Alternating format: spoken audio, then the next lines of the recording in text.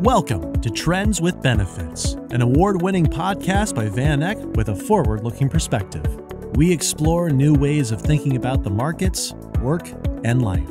Here's your host, Ed Lopez.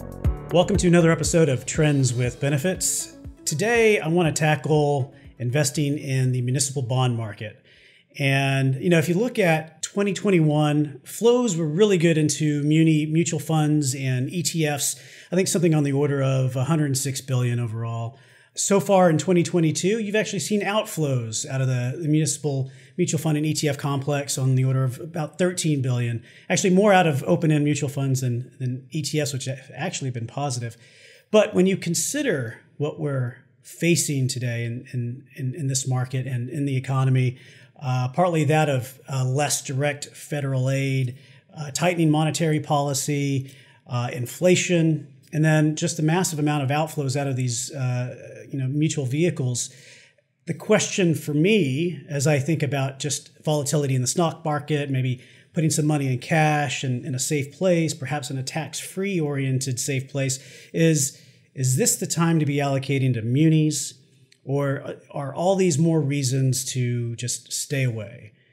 And so, Tom, welcome to join the podcast. I'm really grateful for your time. What do you think about that? Just kind of at a high level in terms of my opening and the question about munis today and right now. Ed, nice to join you, and that's a lot to unpack in that intro. So we have an hour. Let me do my best to kind of touch on a couple of things. Absolutely correct in regards to not only last year but the year before, meaning 2020, we had tremendous inflows into municipal bond funds and ETFs, and that was driven largely what has been the allure of the sector over time, which is the tax exemption itself. So investors who had money, who were drawn to income orientation, invested in municipal bonds. As inflation became a headline news event, that started to make investors uneasy. And historically, we have seen those headlines often accompanied by a credit headline, not this instance, but with inflation, investors in mutual funds in particular become very nervous when they see the value of their fund decline. So it's very similar to that of when they look at their investment in a S&P 500 fund.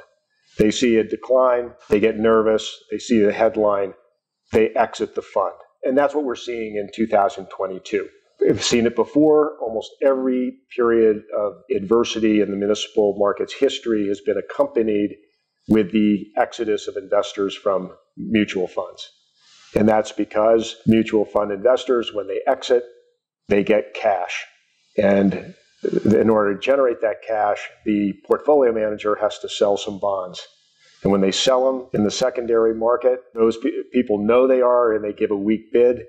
That lowers prices, and you start having a downward spiral. And that's what we're in right now. Structurally, the market is pretty sound. Nothing has changed much on the credit side. In fact, you could make the argument that municipals are extremely attractive on a credit basis, on a relative credit basis for sure, versus corporates and other sovereign wealth investments from developed countries. So the time to invest, if you're thinking about income orientation, even if you're in a fund, just like as you would just invest periodically. You don't make a bid bet to time the market because you and I don't know where interest rates are going 6 months, a year from now, 5 years from now. So you do a little bit of time, the same counsel that someone would receive when they're investing in the equity market. You don't make a bet to try to buy the bottom. You come in periodically with discipline and invest in the sector. And it's really important to take a perspective of when investing in municipals that you're buying income. That's the initial response to your intro. And we'll unpack a lot of that as we go along. But I was just thinking about the flow patterns. I wonder if you have any insight in terms of just this year, there is a divergence between outflows in mutual funds and a small relative amount of inflows into ETFs. Do you see different investor cohorts there? The ETFs are an interesting asset class in the municipal sector. So one thing that's interesting to me, if I look at the first 14 years when municipal bond funds, the mutual funds existed, the cumulative assets over that 14-year period is almost identical to that of the ETF's first 14 years. The mutual funds back in the early 80s were marketed on a total rate of return basis. So that means price appreciation and income. The ETFs, and because interest rates were so high back then, is that fees could be very high for the mutual funds. And it was a boon to fund complexes from a business standpoint. Tremendous revenue. Now, in the ETFs were born in a low interest rate environment. They marketed themselves on a low fee basis, on an index orientation, which meant I'm not really trying to perform. So it was a inexpensive way of getting access to tax-exempt income. And they've been sold or marketed with the perspective of liquidity because they're on an exchange. I think you can argue whether it is or is not more liquid than a municipal bond fund. It has that illusion anyway. But the point is that the assets have been garnered to the similar magnitude in ETFs as municipal bond funds, two very different rate environments marketed in a different way. I have to think that actually the ETFs the story has been told a bit better in this era to focus on income. And it's also why we've seen the growth in the industry among separate managed accounts. So this would be for your higher net worth individuals who want to create their own portfolio under the guidance of a portfolio management and credit team. I think that's how they compare. So and the ETFs too have drawn some attention here recently, and that have a short-term orientation, a short-term maturity as an alternative to money market funds. And so that's been a big growth in 2022 as the short-term, short maturity investments have garnered more assets than long or high yield. Yeah, that's right. That's kind of where you see the flows really. It's more outflows from high yield, and you're seeing people position in the short duration portfolios. And staying within municipals. They're not leaving municipals. They're just creating more of a defensive posture in response to the headlines related to inflation. So, I want to take a step back and maybe give you a chance to talk a little bit about your shop and what you do, and then we'll get into everything about the Muni market. But the Municipal Market Analytics, can you talk about what you do, your types of clients, and who you're working with on a regular basis? Founded the firm 30 years ago, and our focus is on all participants in the market. Our client base is banks, mutual funds, insurance companies, securities dealers, issuers, municipal advisors. So full gamut, which makes the job for me very interesting because I get to talk to people who are participating in many different ways. So when I receive an email or pick up the phone, I never quite know what the question I'm going to get or what the perspective will be. And that makes it, for us, very exciting. We thought there was a real void for independent research in the municipal industry. We're very passionate about it because we believe in the projects for which the money is being raised to invest in, which are socially important to the fabric of the country. Their local orientation in the issuance of them. Remember, there are 30,000 different municipal issuers. So it makes it very complex, very gray, very inconsistent.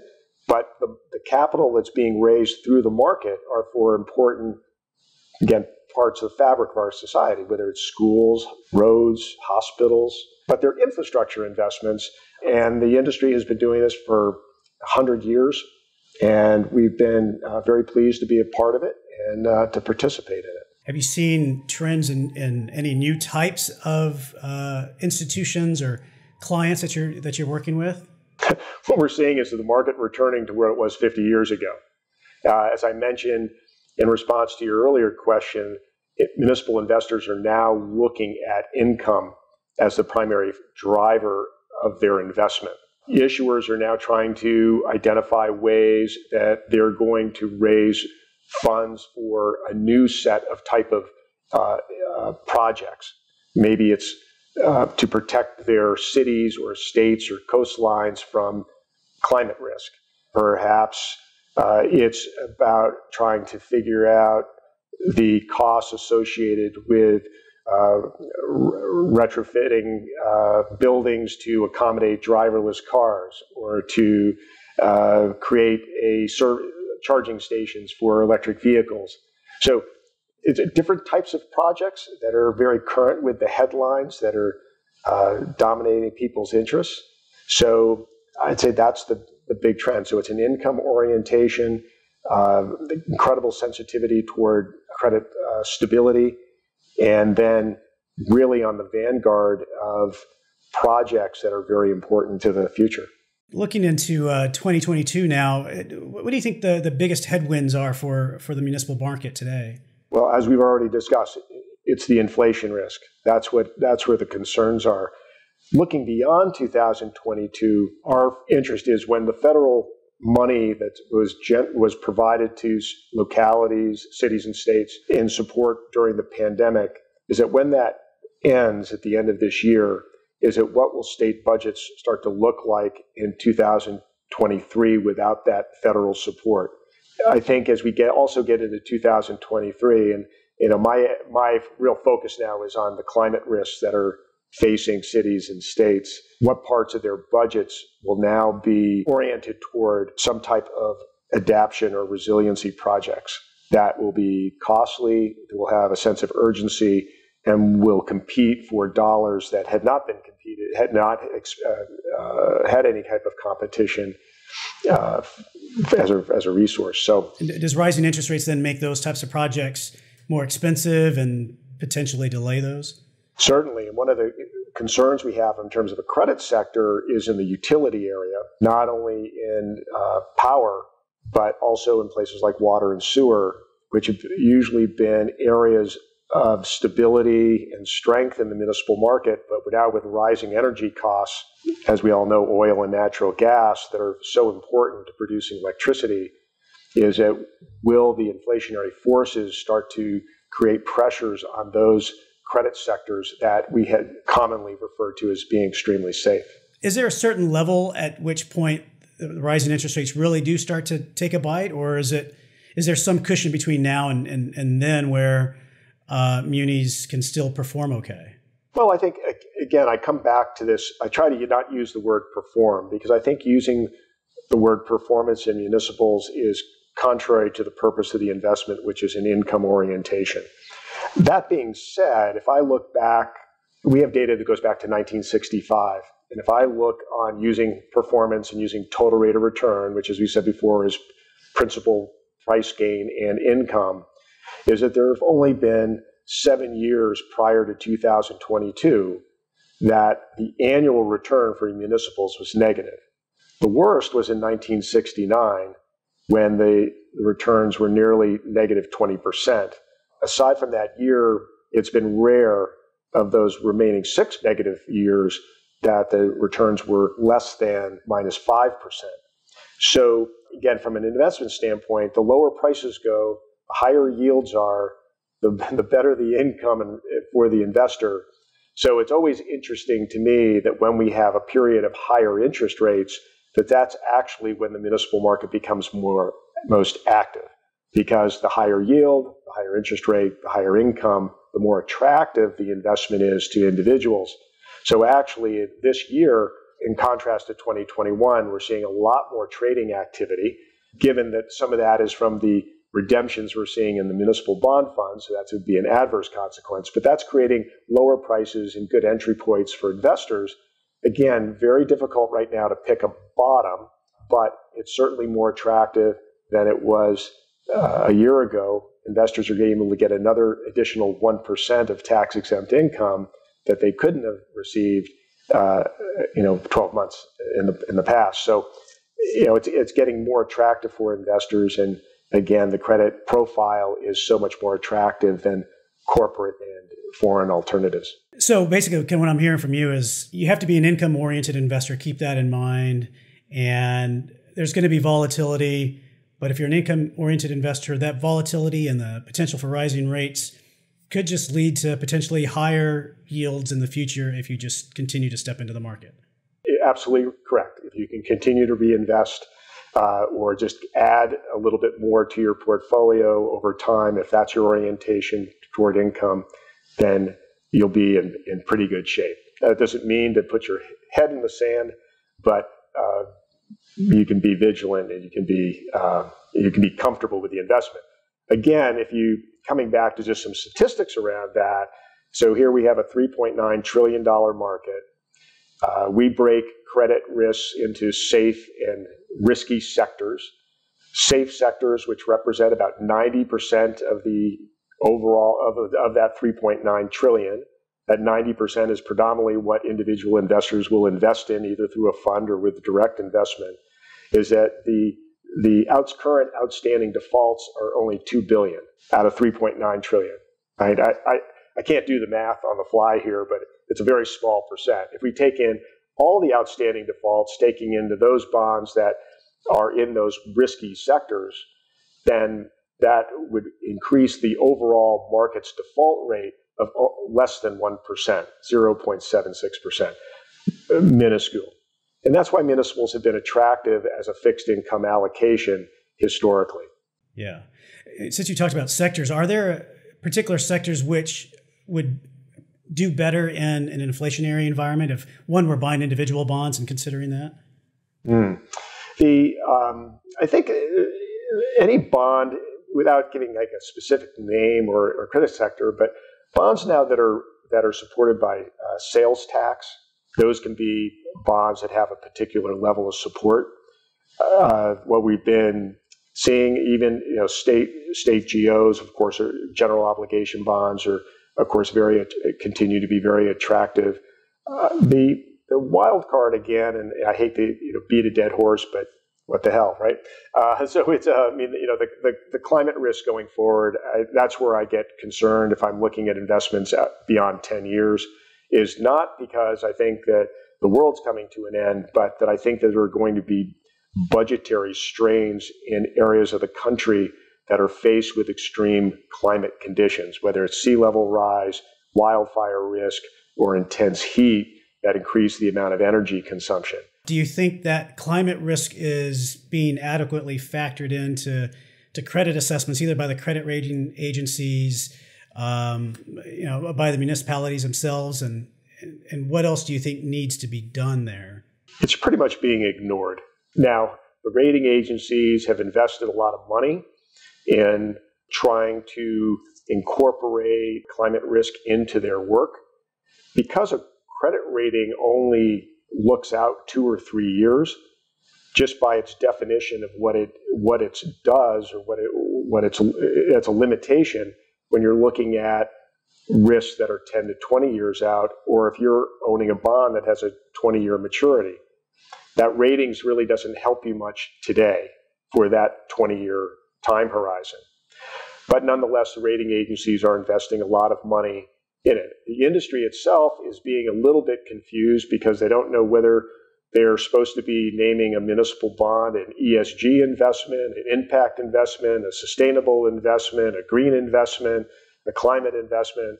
So that gets kind of confusing on the investment themes. And as we've learned with a couple of SEC actions, there's a real concern in terms of investor protection to that investments aren't being greenwashed. In other words, aren't being sold to people who want some exposure to any of those words I just used and have been sold a product that wasn't applicable to their interests.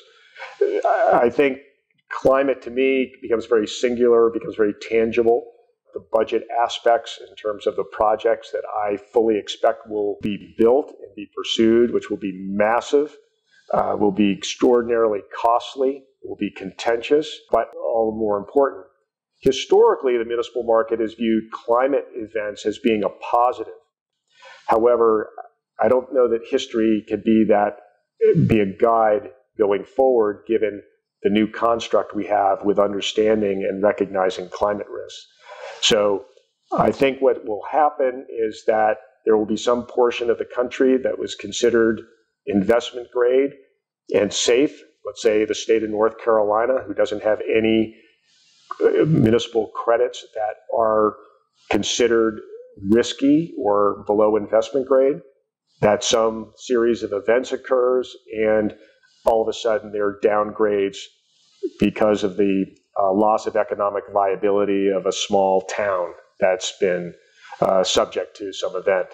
On a larger scale, maybe it's in a place, I'm here talking to you from Austin, Texas, extraordinary drought conditions, wildfire risks. If I'm looking out over toward the Westlake area in the Hill Country, which is homes starting at $1.5 million, it's not inconceivable that that could go into flames like we've seen in California. And that would certainly garner people's attention in one of the fastest growing, most popular cities in the country to see half of it burn. But that's the type of thing that probably would have to happen in order for the municipal industry to be awakened and start to incorporate these risks. The data into the price of the bond. There's no question that there is plenty of data, either from the federal government via FEMA or third-party providers who are making that data available to issuers to plan, to disclose that risk, for investors to understand the risks, and for those people who are underwriting the bonds to also comprehend those risks.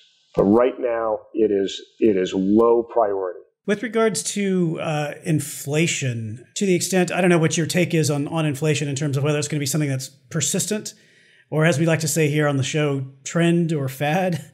What is the relationship between persistent inflation and the credit worthiness of an issuer? Well, right, inflation just means we have higher costs, right? So to the extent that compromises a planned budget of a municipal issuer, that becomes significant. So the degree to which a issuer has been able to hedge those inflationary risks and costs of goods that they would have to expend, whether it's a building project or some other kind of item, that's what you have to take into account and consider. I think there is little question in my mind that the inflationary risks around energy will be acute and be something that lasts for a long time. The transition to alternative fuels will take time. We've already learned during this Ukraine-Russia conflict the impact on fossil fuels, oil and natural gas. We simply, for our energy consumption, which is only going to increase, right? Energy and electricity specifically, is that we still depend on fossil fuels to provide that amount of electricity that we're all have become used to and comfortable with. And I'm somewhat skeptical that there is anything right now that will drive the U.S. to sacrifice. Right? There's not a compelling story for the U.S. to sacrifice. What we're going to do is try to figure out how we can generate more energy faster.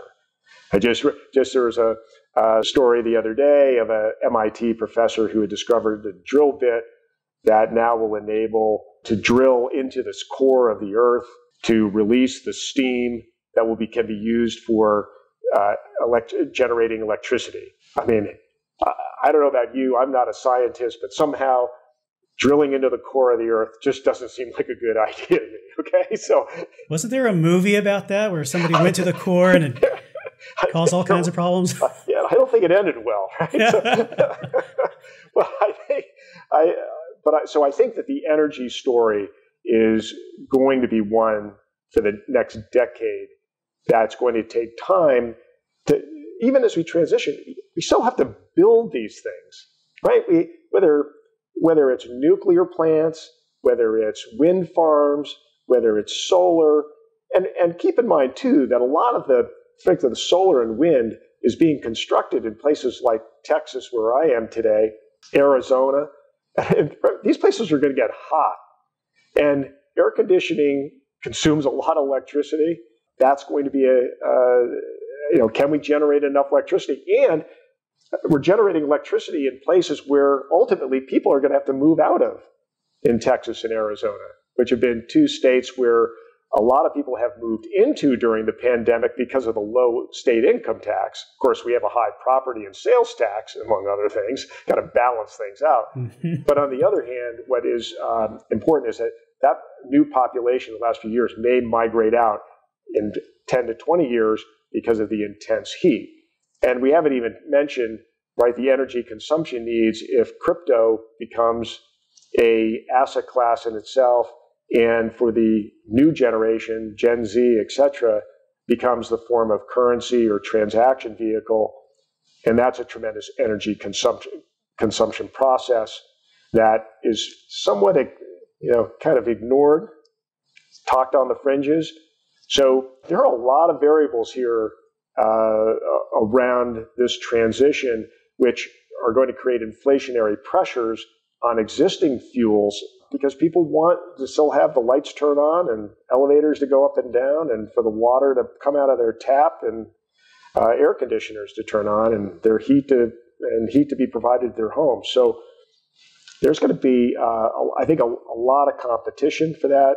And the other thing associated with that comes back to municipal infrastructure is that not only the migration within the United States, but when we start having immigration challenges from people who want to escape extreme heat from Africa, Pakistan, India, where they're in areas that are uninhabitable and they want to come to the Western Hemisphere and to the north, that's going to place tremendous infrastructure burdens and demands on these areas where we have an influx of people. So we're starting to get tastes of it in terms of the shifts we saw within the United States around the pandemic. We're seeing a little bit of it with some of the refugees from Ukraine who are coming in different specific areas, and we should learn from those flows of people and what stresses that places on states and cities in order to provide a stable way of life, and then look ahead as to what our policies and demands will be in order to accommodate a larger influx of people from climate stress. You mentioned before the migration within the United States, just to kind of bring it back to the U.S., and a lot of the migration to the southern states. But we're also seeing, along with that, extreme increases in property values. And I would assume that the increase in property values comes along with it, an increase in property tax that would be beneficial to municipalities, no? Well, it is right now, for sure. In fact, 25% of the outstanding municipal bonds are supported to some degree by an ad valorem tax, meaning property tax. So you're right. That's a very important source of revenue to places such as Texas and Florida, where they don't have an income tax. So if you look again at this migration that we've just talked about, is that the three states that lost population were Illinois, California, and New York, and the beneficiaries of that migration were Arizona, Texas, and Florida. The differences in the tax rates of the top 10 states where we saw people leaving was in excess of 8%, the state income tax.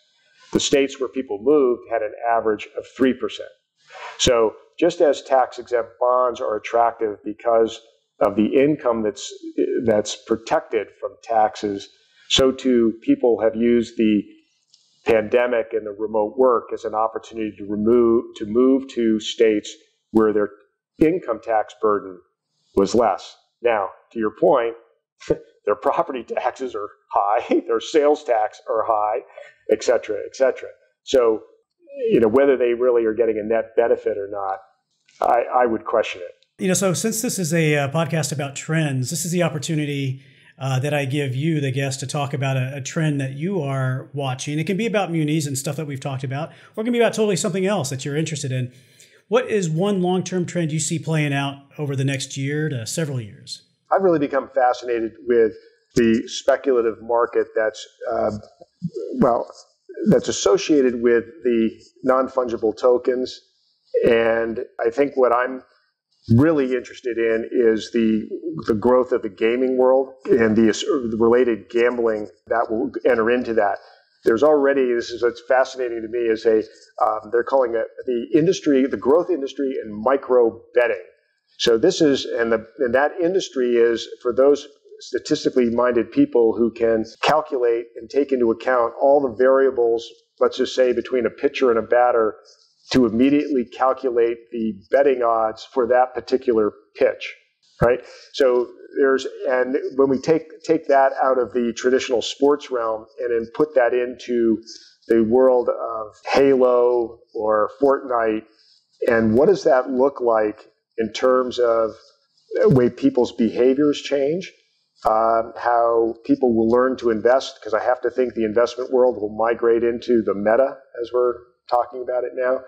And people are being drawn into it through the gaming and then the related gambling. So the gaming of gaming, right, becomes a really fascinating area of the marketplace. And I think people's behaviors will change in ways that we really don't know about. Years ago, I had the opportunity of hearing Henry Kissinger speak, and he talked about the growth of China's mega cities. These are with tens of millions of people. And he said the one thing the Chinese government is apt not to fully appreciate or to calculate or project is how people's values will change. And I think if we're bringing 1 billion gamers together through these social networks that we call games, we don't know how behavior will change and how perspectives will change. This will pertain to how people invest their money, how they invest in infrastructure, which is what we're talking about in municipal bonds. And I've become really fascinated with how people will change because of this migration to the meta world. You ready for a little bit of trend or fad? Sure. All right. Well, you took one of them, which is going to be the metaverse, trend or fad. I'm taking you, that's a trend. Trend, okay. Here's a more serious one. Let's see. Pension obligation bonds, trend or fad? A negative trend. They're not good. They're not good. Remote virtual education, trend or fad? Trend. Space tourism, trend or fad? Fad. And Austin, Texas, trend or fad? Fad. A lot of people are going there. And I asked that question because it's my hometown. And oh, I didn't know that. Okay. And every time I go back, the traffic's worse. So, I'm happy with the fad answer for now. Well, I mean, you're going to have continued migration in here for some time, I would say, over the next 3 or 5 years. Well, Tom, this was awesome. Thanks for your time and your insights. Yeah, hopefully it's well received. A couple people listen to it. That'd be great. I think we could do a little better than a couple, but okay. Yeah, I'd be happy with that. What's the best way for people to learn more about you and your firm and follow you? You on Twitter or LinkedIn, any of that? We're on Twitter. LinkedIn is probably the best. Our firm is just simply a Municipal Market Analytics. You can connect with me via LinkedIn. I'm glad to do that. We post periodically on pieces of insight. Our website tells about, for anyone on the institutional side, which is predominantly where our work is, and that's at the obligatory www.mma-research.com. And that dash is a hyphen. So try to make it as awkward as possible to reach us, but we're glad to entertain questions and be of help. Well, again, thank you very much, and thank you for tuning in to another episode of Trends with Benefits.